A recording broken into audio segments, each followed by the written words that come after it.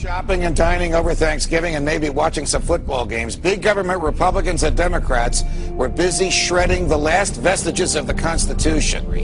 They're talking about inserting the Army into domestic law enforcement. Senator Lindsey Graham, who supports this bill, says, quote, "The homeland is part of the battlefield, and people can be held without trial, whether an American citizen or not." I, Barack Hussein Obama, do solemnly swear to preserve, protect, and defend the Constitution of the United States. The original Constitution, I think it is an imperfect document, and I think it is a document that reflects some deep flaws in American culture, the colonial culture nascent at that time. I think we can say that the Constitution reflected an enormous blind spot in this culture, and that the framers had that same blind spot. It also reflected the fundamental flaw of this country that continues to this day.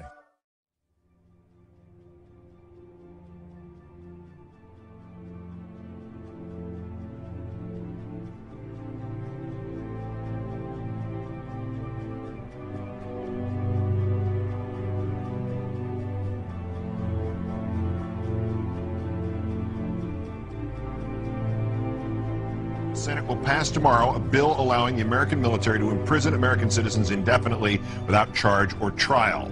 Congress is essentially authorizing the indefinite imprisonment of American citizens without charge or trial. I think that denigrates the very foundation of this country. It denigrates the Bill of Rights. It denigrates what our founders intended. How bad is this? It's quite frankly absurd, Keith. I mean, here we are 10 years after 9/11, in the wake of the demise of Osama bin Laden, the only leader that Al-Qaeda has ever known. And we're passing a provision that would codify the indefinite detention without trial of suspected enemies of the state. And that includes, as you mentioned, American citizens apprehended here on U.S. soil. We have not codified indefinite detention without trial since the McCarthy era. That's how extreme this is. And the most amazing thing is that it's not necessary. That's for a long time.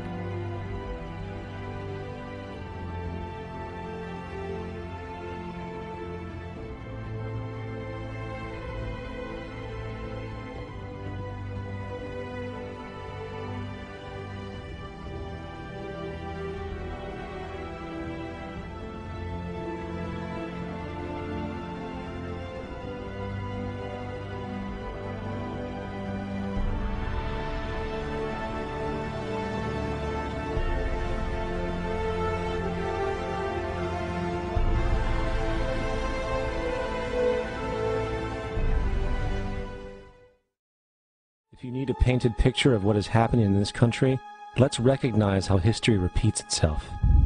In February 1933, Hitler staged a false flag attack, burning down his own German parliament building, the Reichstag, and blamed it on communist terrorists. In the next few weeks, he passed the Enabling Act, which completely eradicated the German Constitution, destroying people's liberties. He then led a series of preemptive wars, all justified to the German people as necessary to maintaining homeland security.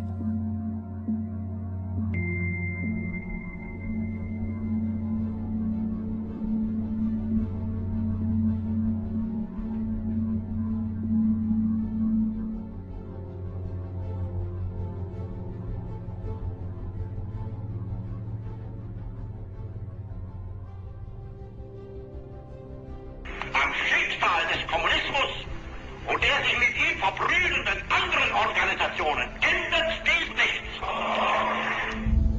Our enemy is a radical network of terrorists and every government that supports them. It's time to wake up.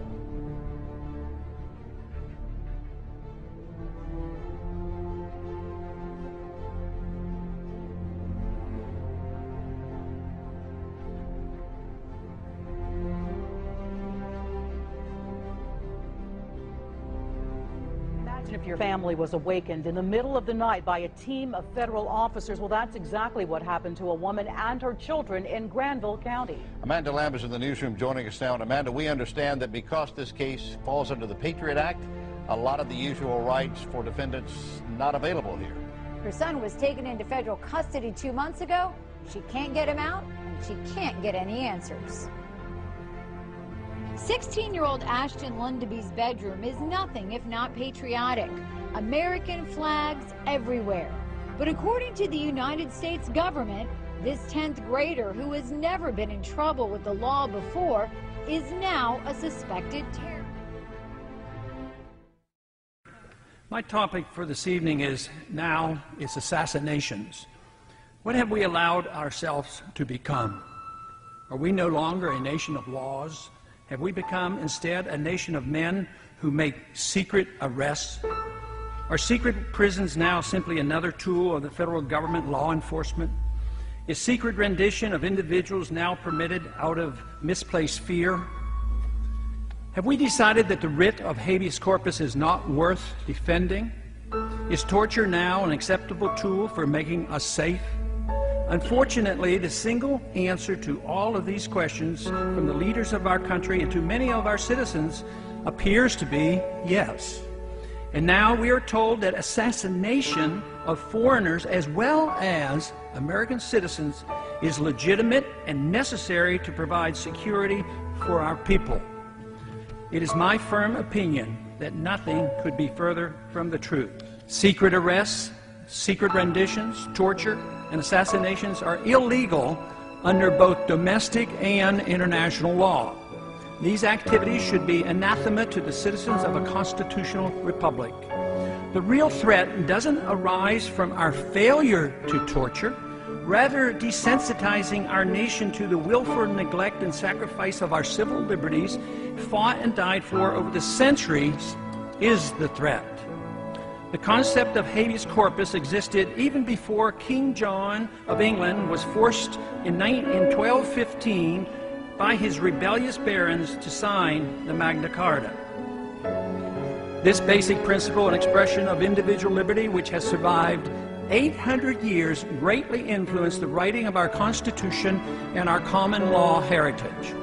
Today, we hardly hear a whimper, either from the American people or a stone silent U.S. government as our cherished liberties are eradicated.